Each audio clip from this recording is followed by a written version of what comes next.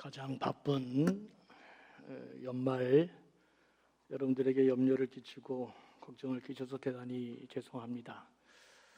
2주 동안 입원하고 있다가 비교적 건강한 모습으로 퇴원했습니다. 그동안 염려해 주시고 사랑해 주시고 기도해 주신 모든 교우님들에게 다시금 진심으로 감사의 마음을 전하고 연말연시 귀한 일을 잘 감당하면서 교회가 더 흥황하도록 최선의 노력을 다하겠습니다. 우리는 지금 대림절 혹은 대강절이라고 부르는 절기를 보내고 있습니다. 이 대림절은 성탄을 준비하는 절기로 성탄절 4주 전부터, 그러니까 25일을 기준으로 해서 4주 전부터 그렇게 우리가 지키는 절기입니다. 봄에 우리가 부활절을 맞기 전에 사순절이라고 하는 귀한 시간을 먼저 준비하고 부활절을 맞듯이 이 성탄절 역시 대강절이라고 하는 준비 기간을 거치고 우리가 만나는 절기입니다. 그러니까 기독교에서 가장 큰 절기인 이 부활절과 성탄절은 그만큼 준비 기간을 두고 그만큼 중요한 의미를 갖고 있기 때문에 잘 준비하고 맞으라는 그런 의미가 담겨 있습니다. 성탄절은 누가 뭐라 그래도 예수 그리스도가 이 땅에 오심으로 이 땅의 빛과 소망으로 또 사랑과 평화로 이 세상에 새로운 지평을 열었던 하나님의 축복의 날입니다. 그렇다면 예수 그리스도가 오시는 그날, 그것을 기다리는 대강절은 진정 그렇게 우리에게 이 소망과 반전을 주는 참된 의미가 있는 절기인가? 아니면 그냥 공허한 메아리에 불과하고 아무런 의미 없이 올해도 또 한 번 그냥 지나가는 그냥 의미 없는 절기에 불과한 것인가? 우리는 이걸 질문하고 대강절을 보내야 할 것입니다. 오늘은 이 점을 생각하면서 함께 은혜를 나누려고 합니다. 우리가 잘 아는 것처럼 이스라엘 백성들은 2000년 이상 나라 없는 민족으로 온 세상을 그 디아스포라로 떠돌아다니면서 살았던 민족입니다. 다른 민족 같으면 아마 흔적도 없이 다 사라졌을 텐데 어떻게 이스라엘 백성들은 2000년 동안 나라도 땅도 없이 어떻게 그 긴 세월을 버티면서 생존할 수 있었을까? 그리고 마침내 1948년 다시 독립국가를 세울 수 있었다는 말인가? 아무리 생각해봐도 불가사의한 일입니다.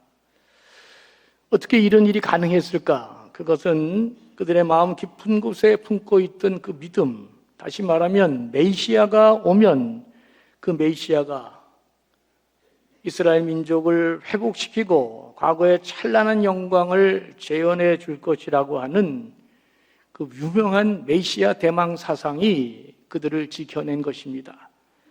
하나님은 메시아를 보내주셔서 고통 속에 있는 이 민족을 해방시켜 주시고 모든 백성들의 한과 서름을 다 풀어주시고 다시 영광된 국가로 만들어준다는 이 메시아 대망 사상을 마음 깊이 새기면서 이스라엘은 2000년 이상을 땅도 없이 나라도 없이 버티면서 생존해 낸 것입니다. 그 메시아 대망 사상이 얼마나 강한 신념이었으면 신약에 들어와서도 요한복음 4장을 보면 그 기록이 남아 있습니다. 아시는 것처럼 요한복음 4장은 예수님이 수가성 마을에 들어가서 한 여인과 나눈 대화가 기록되어 있는 본문입니다. 이 여인은 5 남자를 거치면서 불행하게 살아갔던 여인이지만 그 인생의 밑바닥을 살아가면서도 메시아를 기다리는 그 소망이 남과 다를 바 없이 여전히 그의 마음속에 살아 움직이고 있다는 것을 볼 수 있습니다. 요한복음 4장 25절을 새번역 성경으로 보면 이렇게 되어 있습니다. 여자가 말하기를 나는 그리스도라고 하는 메시아가 오실 것을 압니다. 그가 오시면 우리에게 모든 것을 알려주실 것입니다. 그랬습니다. 그 메시아가 오시면 내 불행한 인생도 내 서러움의 눈물도 다 끝나는 새로운 삶으로 내 인생이 바꿀 수 있다는 그 모든 것을 그 메시아가 알려주실 것이다. 이 사마리아 여인도 그 불행한 가운데 그 소망을 놓지 않고 갖고 있음을 볼 수 있습니다. 특별히 사도행전 1장 4절에서 5절을 보면 부활한 주님이 제자들에게 나타나셔서 이렇게 말씀합니다. 너희들은 예루살렘을 떠나지 말고 내게서 들은 아버지의 약속을 기다려라. 너희는 여러 날이 되지 않아서 성령으로 세례를 받을 것이다. 그렇게 말씀하셨습니다. 그러자 이 말씀을 들은 제자들의 첫 번째 보인 반응이 무엇이냐면 사도행전 1장 6절에 기록되어 있습니다. 이렇게 되어 있어요. 주님, 주께서 이스라엘을 위하여 나라를 되찾아 주실 때가 바로 지금입니까? 라고 제자들이 말했습니다. 3년 동안이나 주님과 공생의 기간을 같이 하고 하나님 나라의 꿈과 비전을 나누면서 예수님의 삶과 정신을 배웠던 그런 제자들이 이제 주님이 부활한 이후에도 여전히 이 메시아 대망 사상을 그들이 끈질기게 지키고 있고 버리지 않고 있다는 사실을 우리는 신약 성경에 와서도 도처에서 발견할 수 있습니다. 실로 이 메시아 대망 사상은 가련한 한 여인에서부터 예수님의 제자들에게도 그리고 민족 전체에 이르기까지 그토록 긴 세월 동안 이스라엘 민족을 지켜주는 흔들리지 않는 그들의 정신적 지주였다. 그렇게 말씀드릴 수 있습니다. 그렇다면 이 메시아 대망 사상이 그 핵심 내용이 무엇입니까? 그것은 찬란한 다윗 왕조의 회복과 더불어 화려한 이스라엘 예루살렘 성전의 회복이라는 그 왕조 신학, 그 찬란한 영광의 신학 이 두 개의 기둥에 바탕을 둔 강한 믿음이고 소망이었습니다. 그러기에 이스라엘 민족이 그토록 강렬하게 꿈꾸고 기다리던 메시아는 제2의 다윗의 왕으로 백만 대군을 거느리고 화려하게 역사에 등장하는 그런 영광의 메시아였음을 이들은 절대로 잊지 않고 그리고 기다리고 있었습니다. 그가 오면 이스라엘을 다윗과 솔로몬으로 연결되는 위대한 번영의 나라, 힘 있는 나라를 다시 회복시킬 것이고 로마의 압제에서 해방시켜 우리 모두를 정치, 경제, 사회, 종교 모든 영역에서 자유를 주고 나의 모든 문제와 고통을 해결해 줄 수 있다 하는 그 영웅적 메시아가 이 땅에 오시면 우리는 이 놀라운 일들을 이루게 낼 것이라는 강한 믿음이 이들 민족에게 있었던 것입니다. 그런데 성경에는 이 모든 사람이 꿈꾸는 그런 메시아가 아닌 엉뚱한 메시아를 얘기하는 이상한 이야기가 또 하나의 흐름으로, 하나의 사상으로 그렇게 전개되고 있는 것을 볼 수 있습니다. 그것이 바로 오늘 우리가 읽은 이사야 53장에서 나오는 고난의 종이라고 하는, 고난의 종으로 이 땅에 오시는 메시아 사상이라고 하는 것입니다. 여기에는 찬란한 다윗 왕조의 재건과 화려한 예루살렘 성전을 중심으로 이어지는 영광의 신학이 전혀 없습니다. 고난의 종으로 와서 고난의 삶을 몸소 살면서 고난 중에 있는 백성들을 돌보는 말 그대로 고난받는 메시아 사상으로 바로 그 위대한 십자가에 고난받는 메시아 사상을 드러내고 있는 것입니다. 이 예언은 아주 특이한 예언으로 이스라엘 백성들은 아무도 원하지 않는, 그래서 버려둔 진학으로 그렇게 천대받던 이야기였습니다. 그런데 이 메시아 대망 고난의 종의 이야기가 한쪽 흐름에서 꿈틀대고 살아 역사하고 있는 것입니다. 장차 전 인류의 구세주로 오실 메시아는 오늘 본문에서 우리가 말한 것처럼 인간 눈으로 보기에는 연약하고 볼품이 없을 뿐만 아니라 도살장에 끌려가는 양처럼 죽임을 당할 것임을 그렇게 소개하고 있습니다. 그러니 어느 이스라엘 백성들이 영광의 메시아, 영으로 오시는 메시아를 기대하고 있는 이스라엘 백성들이 이 본문을 따르고 쳐다볼 수 있겠습니까? 고난받는 하나님의 종은 그러면 그 놀라운 구원을 어떻게 성취하겠다는 것입니까? 정복과 폭력에 의한 것이 아니라 뜻밖에도 자신이 극심한 고난을 당하고 대속의 죽음을 죽으면서 이 일을 이루어내겠다는 것입니다. 그런데 여러분, 놀랍게도 하나님은 바로 이 이사야 53장의 예언대로 고난받는 종의 모습으로 도살장에 끌려가는 어린 양처럼 처절하게 버림받고 순환받는 이 고난의 종의 메시아, 십자가 신학의 메시아를 채택하고 그 길을, 그 메시아의 길을 그렇게 인도해 주고 있다고 하는 것입니다. 고난받는 종의 모습으로 이 땅에 오셔서 도저히 인간이 상상할 수 없는 대속적인 죽음의 방법으로 신이 이 땅에 오셔서 처참한 인간을 위해 대신 죽음으로, 대속적인 죽음으로, 십자가의 죽음으로 치유 불가능한 인간의 죄를 해결하고 하나님과 다시금 평화를 누리게 하는 참된 메시아의 사역을 이루시겠다고 말하는 것입니다.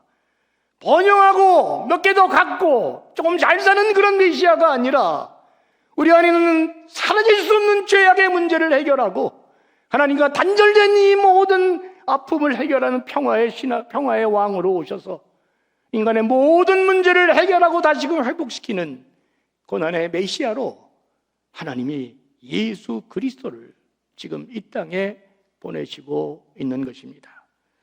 우리는 여기서 예수님의 오심을 기다리는 대림절이 왜 우리의 마음을 새롭게 하고 새로운 소망을 갖게 하는지 그 가능성을 보게 되는 것입니다.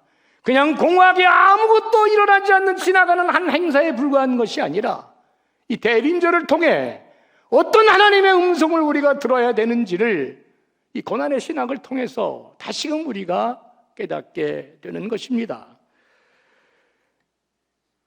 예수님이 오시는 이 대림절은 고난의 종으로 하늘을 버리고 이 땅에 오셔서 그 오신 예수님의 모든 이 땅에서의 땅 밟기가 언제나 소망 없는 자의 생명을 살려내고 희망을 전하는 발걸음이었다는 것을 복음서가 전해주고 있기 때문입니다. 예수님을 만나는 사람마다 죽음의 영혼이 살아나는 감동의 역사가 일어납니다. 예수님을 만나는 사람마다 인자가 온 것은 의인을 부르는 곳이 아니요 죄인을 부르러 왔고 잃어버린 자를 다시 찾기 위함이라는 생명의 음성을 듣게 됩니다. 그리고 이 음성은 성령의 역사 가운데 21세기 오늘 나를 향한 이야기로 계속해서 뜨거운 성령의 역사로 우리에게 전해지고 있는 것입니다. 예수님은 나처럼 무거운 짐에 시달리며 힘들고 어렵고 탄식하고 눈물 흘리는 자들에게, 그리고 율법으로 찢기고 낙인당하고 정죄당한 사람들에게 찾아와서 이렇게 말합니다. 너도 아브라함의 자손이니라. 너도 하나님의 자녀이고 존귀한 자니라. 내가 이제 새롭게 일어날 하나님의 나라의 그 놀라운 공동체 안에 너도 회복되어 그 안에 하나의 일원으로 다시금 살게 되리라. 주님은 버림받고 단절되고 끊어진 모든 사람들을 다시금 회복시키는 놀라운 고난의 메시아로 이 땅에 오신 것입니다. 그래서 대강절은 이 땅에 오신 예수 그리스도의 땅 밟기를 통해 나도 주님을 만나야 되는구나, 나도 여전히 주님의 음성을 듣고 희망의 존재임을 깨달아야 되는구나, 나도 이 시간 다시금 주님을 준비하며 그 주님을 만나 내 삶을 역전시키고 새로운 소망의 사람이 되어야 되는구나, 이 가능성을 우리는 말씀을 통해서 다시금 확인하게 되는 것입니다. 이 희망이 거짓이 아닌 것은 독생자 예수 그리스도께서 자신의 모든 것을 다 내려놓고 스스로 제약받는 인간이 되어서 친히 이 땅의 첫 번째 선교사로 왔기 때문입니다. 영광의 자리를 떠나 이 땅에 친히 인간의 몸을 입고 선교사로 오셔서 인자가 온 것은 섬김을 받으려 함이 아니요 도리어 섬기려 하고 자기 목숨을 많은 사람의 대속물로 주기 위함이다. 스스로 작아지면서 우리를 만나 주셨기 때문입니다. 겸손한 자기 미움으로, 자기 비움으로 끝까지 약하고 연약한 우리를 만나 주셨습니다. 사람들은 권력이 더 커야, 돈이 더 많아야, 더 많은 지식과 학위가 있어야 힘 있는 사람이 된다고 하는데, 고난의 종으로 오신 예수님은 바보같이 가장 힘없는 사람이 되어서 가장 비참한 곳에 낮아지시고 언제나 스스로를 더 작게 하면서 마침내 우리를 십자가에서 자기 생명을 버려 우리를 건져내신 것입니다. 여러분, 위대한 사람이 여러분들을 건져내십니까? 그분들이 여러분을 찾아와서 여러분을 다시 일으켜 주십니까? 그분들이 여러분들을 관심이나 갖고 그분들이 여러분들을 회복시켜 주십니까? 그런 사람이라면 대강절은 아무 의미가 없는 절기가 될 것입니다. 그런데 놀랍게도 이런 연약한 예수 그리스도의 땅밟기에 사람들이 아우성을 쳤습니다. 사람들이 이 땅에 생명이 있고 드디어 빛이 있다고 수많은 사람들이 소리치기 시작했습니다. 이제 우리가 참된 소망을 가질 수 있다. 이 땅에 새로운 희망이 있고 소망이 있고 우리가 다시 일어날 수 있음을 이 가여운 사람들이, 어려운 사람들이 외치기 시작했고 저마다 이 소식을 전하기 시작한 것입니다. 이사야 42장 3절은 이렇게 말합니다. 그는 상한 갈대를 꺾지 않으며 꺼져가는 등불을 끄지 않으며 진리로 공의를 베풀 것이다 그랬습니다. 고난의 종으로 오신 메시아는 상한 갈대도 꺾지 아니하시고 꺼져가는 등불도 끄지 않는 분이시라고 이사야는 우리에게 그 고난받는 자의 메시아의 중요한 특성을 알려주고 있습니다. 가장 약하고 가장 밑바닥에서 서름맞는 백성들, 그들 한 영혼 한 영혼을 돌보시기 위해 오시는 메시아, 그 메시아를 아무도 주목하지 않는데 이사야는 그분이 바로 이 땅에 오실 참된 우리의 메시아라고 전하고 있는 것입니다. 예수님이 보여준 가장 큰 기적은 38년 된 병자를 고치시고 5,000명을 먹이시고 풍랑을 잔잔케 한 것이 아닙니다. 예수님이 보여주신 가장 위대한 기적은 죄인된 우리를, 아무도 해결할 수 없는 죄인된 우리를 의인으로 만들기 위해 아무 죄 없는 자신이 스스로 죄인되어 십자가에 달려 죽은 것입니다. 그것을 위해 가장 강력한 분이 스스로 가장 파고리스니스, 가장 무력한 사람이 돼서 십자가에 달려 죽으셨고, 가장 영광된 분이 가장 비참한 그런 낮아지심으로 작아지셨기 때문에 이 일이 가능했습니다. 그래서 사람들이 한두 사람씩 외치기 시작합니다. 가장 낮고 힘없고 무력한 곳, 그 말구유와 십자가에서 인류의 참 구원과 소망이 다시금 생겨났다고 아우성치게 됐습니다. 주님은 그렇게 버려진 38년 된 병자에게 다가오셨습니다. 외롭고 고독하고 안식이 없던 삭개오에게 다가오셨고, 한밤중 바다 풍랑에 만나 죽을 수밖에 없고 부들부들 떠는 제자들에게 바다 위를 걸어오시며 다가오셨습니다. 우리가 주님을 찾아간 게 아니라 그 고통 가운데, 어려운 가운데, 절망 가운데 있는 우리를 주님이 먼저 찾아와서 우리를 살려내신 것입니다. 어떤 난관이 있다 할지라도 주님은 그것을 극복하고 먼저 우리를 찾아오셔서 우리를 일으키셨습니다. 대강절은 바로 이 주님을 다시 기억하고 무너진 우리의 자신을, 주님께 소망을 두고 다시 그분을 바라보고 잊었던 우리의 마음을 그분에게 향하게 하고 다시 걸어가야 될 우리의 길이 어떤 길인지를 생각하는 절기가 대강절임을 잊지 말아야 할 것입니다. 오늘 본문 이사야 53장 4절 5절은 고난 많은 메시아의 가장 중요한 절정을 이렇게 설명합니다. 그는 실로 우리가 받아야 할 고통을 대신 받고 우리가 겪어야 할 슬픔을 대신 겪었다.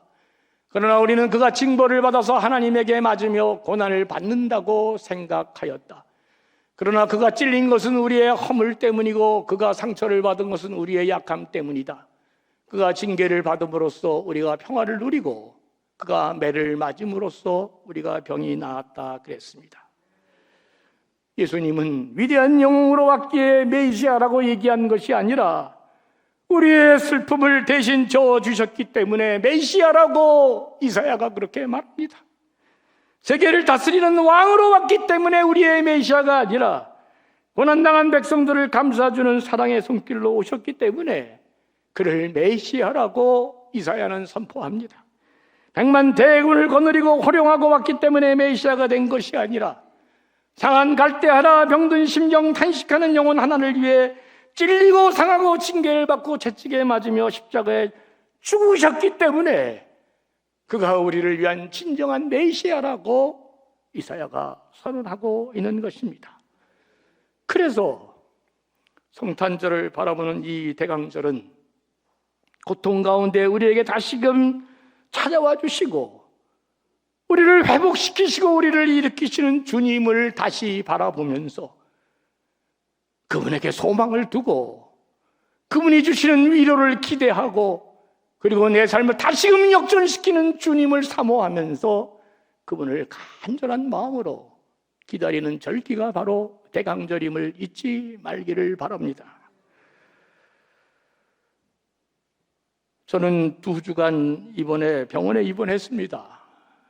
처음에는 그저 감기 정도로 알았는데 이게 2주가 가도 낫지를 않아. 이게 좀 이상하다 생각도 들었지만 한 달씩 가도 몸이 낫지를 않았습니다. 마지막에는 목소리까지 잠겨서 목소리조차 낼 수 없는 그런 상황이 됐습니다. 이거 너무너무 뭔가 문제가 있구나.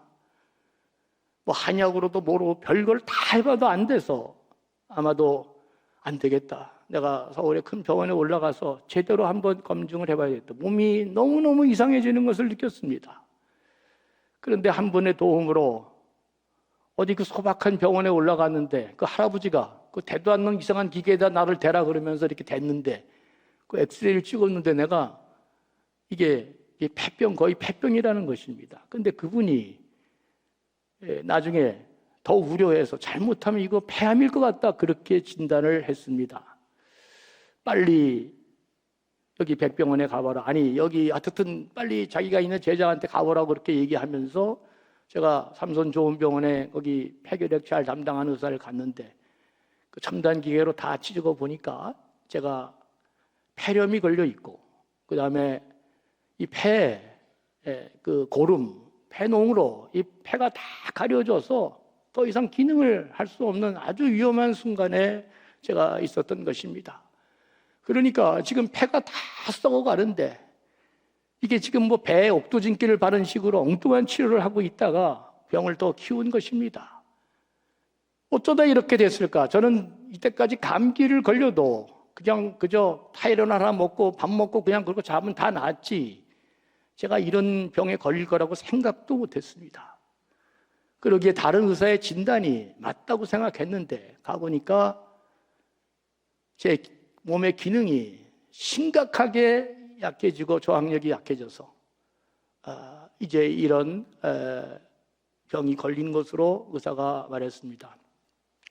이렇게 생긴 건 멀쩡한데 안에 있는 기능은 생물학적인 기능은 가는 세월을 역시 감당할 수가 없는 것 같습니다. 그래서 조금만 늦었어도 잘못하면 이게 폐혈증 뭐 잘못하면 젊은 사람들도 많이 죽잖아요. 큰 위기에 빠질 뻔했는데 때마다 돕는 하나님의 은혜로 생각할 거 다 생각하게 하시고 깨달을 거 다 깨닫게 하시고 그리고 마침내 이렇게 생명을 살려주셨습니다. 병원에 갔습니다. 여러분 몸이 아프면 몸이 아우성을 칩니다. 우리한테 더 이상 못 견딘다. 나 죽는다 그러면서 몸이 아우성을 칩니다. 무슨 말이니까? 쉬게 해달라는 것입니다. 병원에 가서 하는 것은 닌게로 한 5개 항생제, 기침약, 가래약, 뭐 영양제, 무슨 뭐 수액, 뭐 그리고 또 약을 하도 많이 먹으니까 위를 보호하는 뭐 위장약 뭐 이러면서 그거 계속 하루 종일 맞고 그 다음에는 아침 7시, 점심 12시, 오후 5시 또박또박 밥을 먹는 일이었습니다. 밥 먹고 그다음에 약 먹는 것이었습니다. 제가 제일 힘든 게 뭐였냐면 그 간호사가 뻑 하면 나한테 소변 얼마 넣으셨어요? 변은 얼마 넣으셨어요?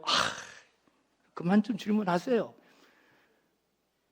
변은 얼마 넣었어요? 달걀 하나 넣었어요? 2개 넣었어요? 3개 넣었어요? 난 잘 모르겠어요. 근데 내가 이렇게 병원에 가만히 있다 보니까 이게 몸이 견디지 못하고 아우성을 치니까 이게 다 모든 약들이 그저 그냥 혼미하고 쉬게 만드는 겁니다. 그리고 점검하는 건 딱 2개, 소변과 대변인데 왜 그럴까? 제가 물어보진 않았습니다. 내 몸이 정상적으로 작동하는가? 이거 평가하는 것입니다. 여러분, 소변과 대변이, 이 배설이 얼마나 중요한지, 이 소변과 대변이 잘 이게 배설될 때 우리 몸은 잘 기능하고 있다는 것과 마찬가지입니다. 강제적으로 투입해서 그 기능을 계속 회복시키고 있는데 점차 약을 줄여가면서 소변과 대변의 양을 계속 점검하면서 몸이 회복되어지기를 그렇게 병원에서 했습니다. 의사가 그렇게 얘기했습니다. 박태성 씨, 난 박태성 씨라는 얘기를 잘 못 들어봤는데 처음 들었습니다. 박태성 씨, 65살 노인입니다. 이제 지나다가 폐렴 예방주사, 간염 예방, 폐렴 예방주사, 무슨 독감 예방주사 그런 거 보시면 맞아야 될 나이입니다. 그 얘기를 처음 들었습니다. 그리고 2번째 재미난 얘기를 했는데 우리나라가 82세다, 3세다, 4세다, 평균 수명이 한 85세라 그래도 대부분의 사람들이, 제가 지금 85세라 그러면 20년을 더 살 건데 여러분 20년을 더 살 것 같아요? 그렇지 못합니다. 그 의사 말에 의하면 대부분은 10년은 사는데 10년은 전부 다 요양병원 가서 사는 것입니다. 왜 그럴까? 건강을 관리하지 못하기 때문에 그런 것입니다. 저는 이번에 병원에 가서 하여튼 음식도 요만큼, 나는 교회에서 밥을 이만큼 먹었는데 음식도 요만큼 먹기도 싫어요. 진짜 악으로 먹었습니다. 약을 먹어야 되니까. 정량정시를 군대식으로 딱 주는데, 그리고 그렇게 적당한 양을 지키는 것이 얼마나 중요한 것인지 다시금 깨달았습니다. 나이가 벌써 60이 넘어가면 과유불급입니다. 모든 게 과한 것은 모자라는 것보다 절대로 좋은 게 아닙니다. 아무리 음식이 좋아도 음식을 많이 먹으면 그게 독약이 되는 것이고, 아무리 일이 좋아도 몸을 버려가면서 과하게 일을 하면 그 일이 나를 죽이는 것이고, 아무리 잠이 좋다 그래도 잠을 많이 자면 여러분 정상적으로 아침에 일어나서 햇빛도 받고 걸어 다니고 해야 되는데 모든 것이 과하면은 사람을 다치게 한다 하는 것을 잊지 말아야 됩니다. 맞잖아요, 여러분. 60이 넘으면 자꾸 소유하려고 그러면 죽는 것입니다. 이제는 낙엽처럼 내 인생 마지막 황혼에 자꾸 이렇게 좀 정리하면서 조금 모자란 듯이 그렇게 살아야, 과유불급이라고 과하면 모든 것이 내 인생을 단명하게 만드는 것이라는 것을 이번에 크게 배웠습니다. 그러나 더 놀라운 것은 때마다 일마다 하나님이 이렇게 돕는 은혜로 지켜가시는구나. 많은 것 깨닫게 하시고, 그리고 인간은 이렇게 연약하고 부족하고 다 잘난 것 같아도 시간이 되면 어쩔 수 없이 다 쓰러지는 존재이구나. 겸손해야 되겠다. 한없이 하나님을 의존하고 하나님 앞에 같이 살면서 더불어 사는 인생이 되어야 되겠다.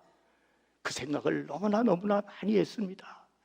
여러분, 인간은 절대로 완벽한 존재가 아니어서 교만한 사람은 반드시 문제가 생기게 됩니다.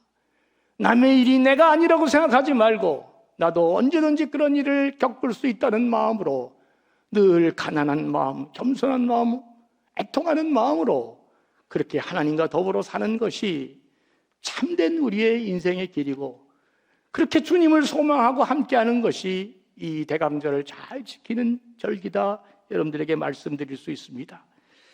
주님은 긍휼히 여길 자에게 긍휼을 베풀어 주신다 그랬습니다. 여호와 하나님은 전심으로 자기를 찾는 자에게 은혜 주시고 능력 주신다 했습니다. 대강절은 주님의 긍휼하심이 나에게 이루어지기를 간절히 바라는 그런 참된 소망의 시간인 것입니다. 그 주님 만나기를 바라는 간절함이 성령의 역사 가운데 여러분을 새로운 삶으로 그렇게 인도해 갈 것입니다. 부디 가난한 마음을 갖는 자들이 되어 주시기 바랍니다. 부디 애통하는 자들이 되어 주셔서 대강절과 더불어 이 땅에 오신 주님을 다시금 기억하고 소망하면서 내 삶에 묶이고 매인 것들이 풀어지고 닫힌 문이 열리고 포로되고 억눌린 모든 속박에서 해방되는 놀라운 은혜와 축복이 내게 있기를 가난한 마음으로 그렇게 주님을 소망하고 주님 나에게 오시옵소서 그런 간절한 믿음으로 대강절을 여러분들이 그렇게 보내게 될 때 여러분은 성령 안에서 참된 주님을 만나고 인생의 새로운 역사를 경험하게 될 것입니다. 아무쪼록 이런 놀라운 축복이 있는 대강절이 되시기를 간절히 소망하며 여러분 모두 은혜의 사람들, 믿음의 사람들이 되기를 주의 이름으로 간절히 축원합니다. 가난한 마음으로 우리의 필요를 채워주시는 주님을 사모하면서 소망의 대강절을 보내는 복 있는 사람들 되게 해 주시옵소서.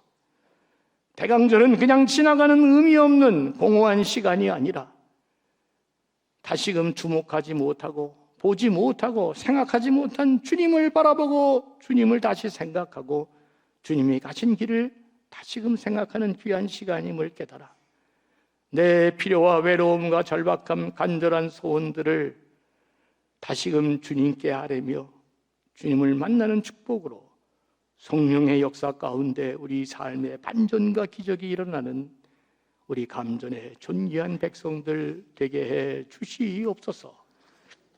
감사하며 예수님의 이름으로 간절히 축복하며 기도합니다. 아멘.